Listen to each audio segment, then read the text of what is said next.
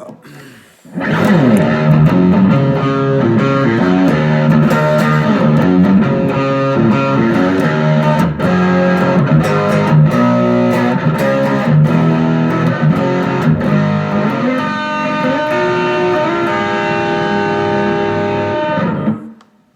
old song and dance. It's the same old song and dance.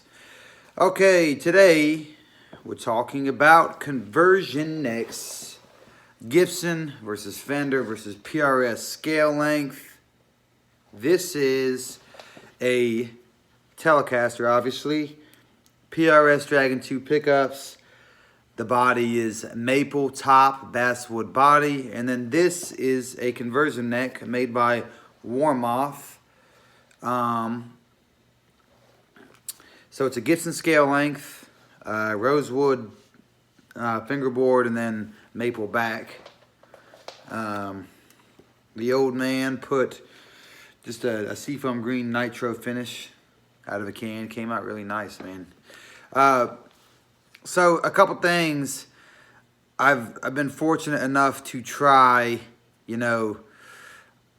I've tried conversion necks. I've tried normal scale length, 25.5 Fender style guitar, and then obviously I've got a bunch of PRSs. The scale length does add low end. It does add low end. It does make it easier to play because you don't have to. You have less tension in the strings.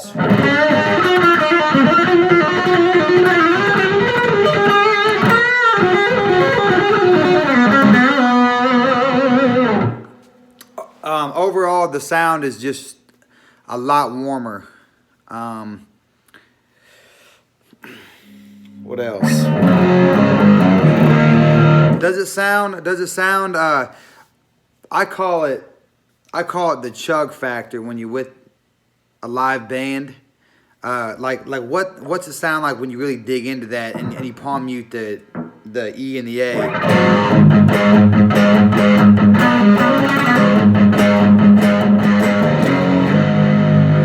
For whatever reason, it doesn't have quite the low end and fur of a Les Paul or a PRS, but it does have more low end and low end grind and push than a normal Telecaster for sure. And it's not just the pickups.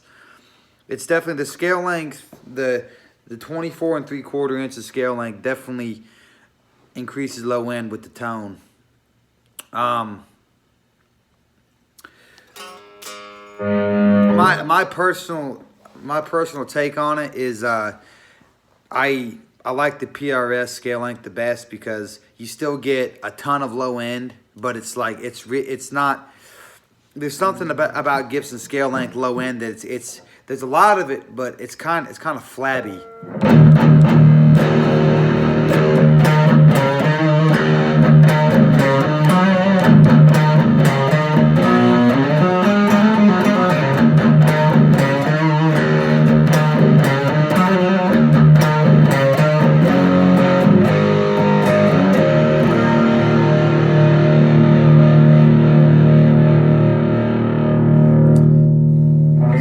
What I'm going to do, I'm going to go to a clean really quick. Clean tone. Let's see what we got. Again, these are Dragon 2 pickups, which are technically made for a PRS scale length. Nice clean, man. Nice warm clean.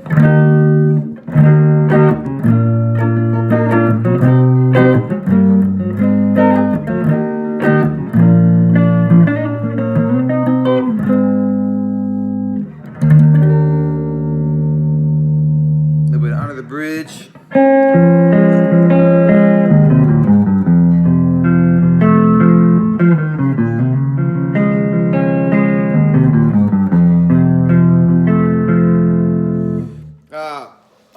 I know that Paul himself commented that he didn't exactly like the Gibson scale length because there's almost too much bass, like on the neck pickup. You can kind of hear it there. There is a lot of bass in the neck pickup.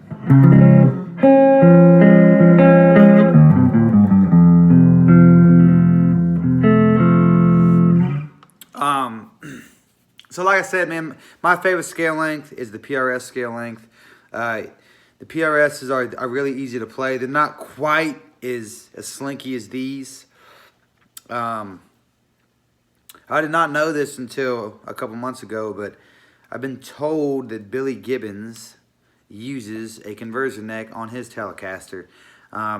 They did a documentary, I think it's on Netflix, it's on something, and he's playing some sort of Telecaster for part of it, and it's a conversion neck is what I'm told, which makes sense because he's older and makes the strings easier to bend. The Warmoth necks, the Warmoth conversion necks, I'm pretty sure they're the only people that make them. Don't quote me on that, but they're nice, man. There was like one tall fret on this, like right around here. I actually need to buff it out. It's a little rough. But I mean, the necks are nice. They're pretty straight. The nuts are cut really good. It's Corian nut. They're cut well. They don't buzz, but they're like super low, so you can get the accent low. There was one tall fret down here, but if you have some sanding tools and a crowning tool, that's not that big of a deal. The last thing that I'll say, this is kind of like a random note. When we were making this guitar, we had an issue of the pickups would feed back, and like you'd be grabbing the strings, and the pickups would still feed back. Only like super high volumes. And what we found was, like, it drove us insane. What we found was you have to put surgical tubing on the screws of the pickups, or else the screws rattle and they cause feedback. Man, we thought, oh man, maybe the PRS Rag and 2s aren't potted well enough, but no, it's not that. It's something with the Telecaster where if you don't have those perfectly covered in surgical tubing, they will feed back at high volumes. I think a lot of people don't get to that point because they don't play with a lot of gain. And I'm not a metalhead by any means, but you put some gain on those, like enough to get some sustain, and they'll feed back, man, if you don't have them covered in surgical tubing.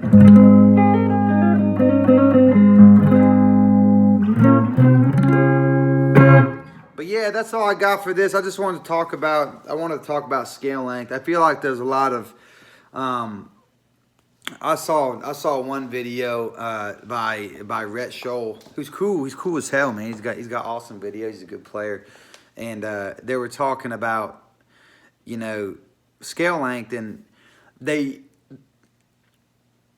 end of the video they were like, scale length should not determine your decision as to whether or not you should buy a guitar. And it's like, in my opinion, it should.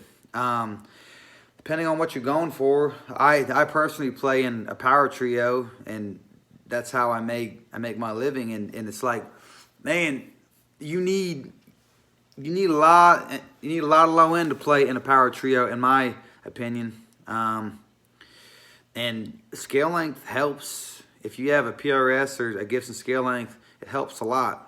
But yeah, man, that's all I got. I will catch you guys next time.